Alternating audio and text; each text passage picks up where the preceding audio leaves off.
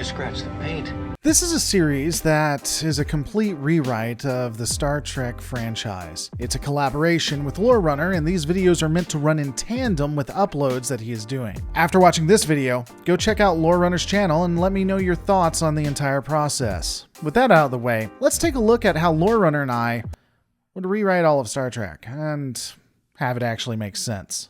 You will be apprised of all pertinent information. And just who gets to decide what's pertinent information? In this universe, we still see that Vulcans have been holding back humanity and attempting to temper the Homo sapiens' need to expand their territory and explore the universe. In fact, the more advancements that are being made and the successful Warp 5 engine that has recently been introduced has caused quite a stir and consternation for the Vulcan High Command. As the creation of the NX series ship continues and the Vulcans continually push against it, Starfleet Command starts to experience a shakeup in leadership. Pro-Vulcan human elements willing to work within the confines of the Vulcans' boundaries have lost power and influence. Pro-human elements have arisen that push back at the thought of being restricted by the Vulcans. More and more, the logical beings are losing any influence they have over Starfleet and the Earth government itself. The sentiment overall is becoming anti-Vulcan, though I will note that it's anti-Vulcan, not necessarily pro-human. It's the belief that the Vulcans are holding them back without any real good reason, and that humanity is ready to proceed. That doesn't mean that humans are superior, they're just ready to take their seat at the table.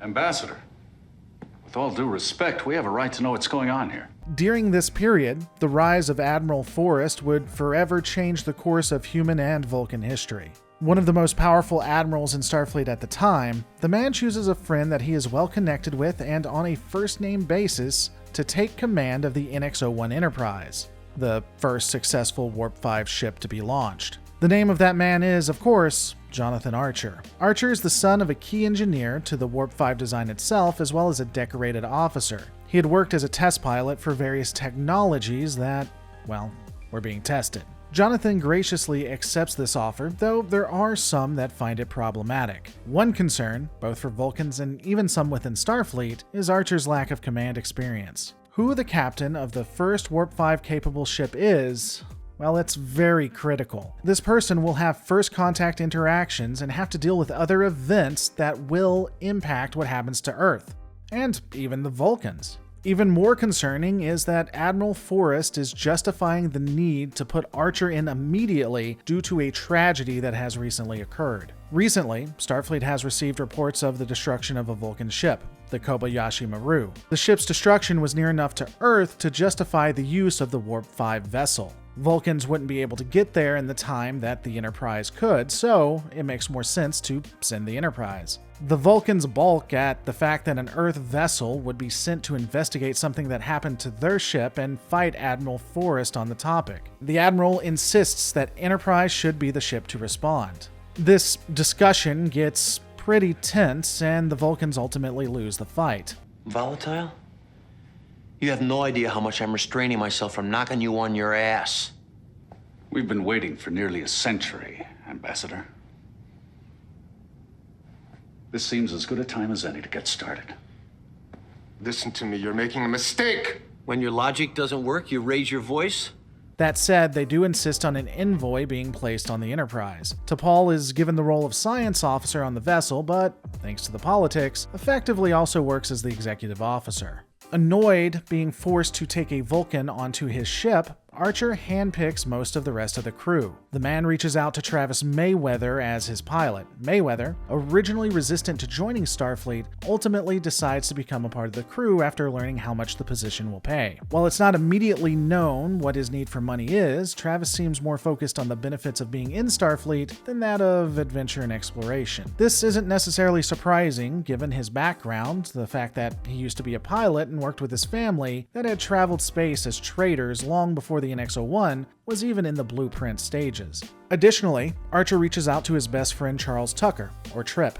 a man who assisted in designing the Warp 5 engine as well as one of the best engineers in Starfleet. Archer ensures that Trip is a part of the crew, and it's obvious that the two are best friends. This friendship will even bleed into some animosity between Tucker and T'Pol. Given that the vessel is dispatched to determine the possible destruction of an Allied ship by an enemy force, Archer taps the military arm of the United Earth. He assigns Major Hayes as a part of his crew along with a complement of soldiers from the Military Assault Command Operations. The Makos would be there to assist in any military operations or boarding actions that might need to occur, though it would be made clear that the soldiers were there to work for the internal security of the vessel. They aren't separate from Starship security, nor are they over them. They work in tandem and in some instances are subordinate to.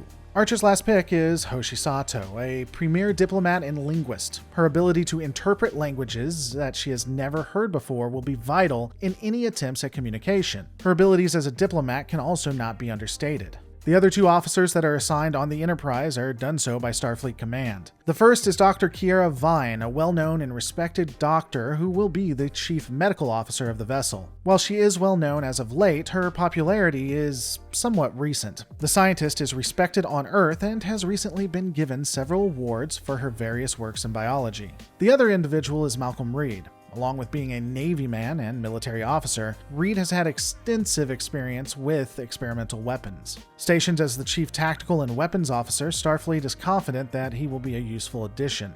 Request permission to get underway. The coordinates are off by 0.2 degrees.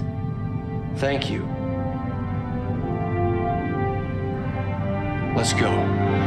With the NX-01 on its way, the atmosphere on Enterprise is one of both tension and excitement. T'Pol often finds herself isolated, and the crew being courteous for the sake of being courteous, but not much more. That said, there would be a few moments between both Hoshi and the Vulcan. The two would find common interests, and the beginnings of a friendship would develop. This would cause some of the other crew even to begin to warm up to the Vulcan, though Archer and Trip remain distant and cold. Enterprise would arrive to the last location of the Kobayashi Maru far faster than any other Vulcan ship would have been able to. The Kobayashi Maru is utterly destroyed and an unknown ship approaches. Archer orders Hoshi to communicate with them, but she's only able to parse a few sentences from them and isn't able to grasp the syntax quick enough for a dialogue to be established. The unknown vessel is obviously badly damaged, but even with its deficiencies, opens fire on the NX-01. The first few volleys cause massive damage, and during this critical moment, Archer freezes up. Seconds tick by with the captain not being able to even fathom what is occurring. T'Pol, recognizing what is happening to Archer, takes command. The crew doesn't immediately follow her orders, they seem hesitant, but ultimately come around as the ship continues to take blow after blow.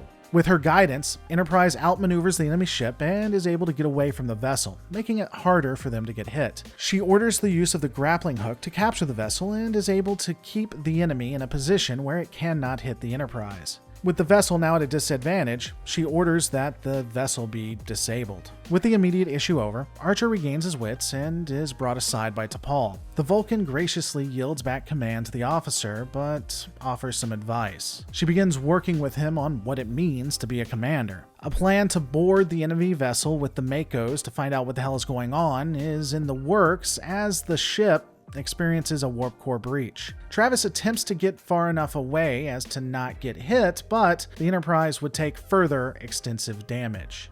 After everything is said and done, T'Pol, Tucker, and Archer discuss what has happened. It's theorized that the vessel's crew had opted to destroy their ship and kill themselves rather than be taken prisoner. The Enterprise begins to limp home, ultimately defeating the threat, but just barely.